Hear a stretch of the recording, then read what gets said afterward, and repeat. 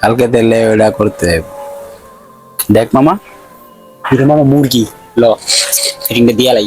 চল বড় একটা দাম দেয় আজকে দান্দা হইব, পার্টি হইব, চল। পানি পিনা খাওয়া হইব নাকি? আল্লাহ দাঁড়া এই দাঁড়া দাঁড়া দাঁড়া দাঁড়া দাঁড়া, কোন যাইছস? ভাই আমি বরিশাল যাইছি। ব্যাগে কি আছে?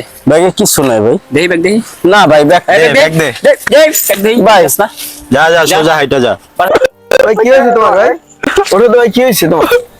আমি বরিশাল কোনদিন যাইছি, পোলা মানে মোর ব্যাগ মোর 1 লাখ টাকা সব লাগে গেছে। আমার এলাকায় চিন্তাই। আচ্ছা তুমি টেনশন করো ছোট ভাই, আমি শেয়ার মানে গাইনাত, তুমি আমার কাছে আসো, আমি তোমার ব্যাগ উদ্ধার করে দিতেছি। আর এই করো আমারে কিছু ওই চাপানি খাওয়ার জন্য তুমি ব্যবস্থা করো, ঠিক আছে? চেয়ারম্যান সাহেব কি বাড়িতে আছেন?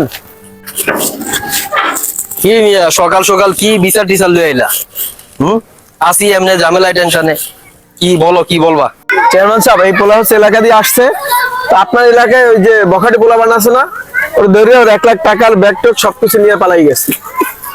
দেখেন ছেলেটা কান্না করতেছে। যাক তুমি টেনশন করো না। আর ছোট ভাই এই যে দেখো, এই সমস্যাটা যেহেতু আমার জানাইছে সে, এটা লয়ে তুমি কোনো টেনশন করো না। তোমার যেহেতু 1 লাখ টাকা হারাইছে, সন্ধ্যার আগেই তুমি টাকাটা পাইবা।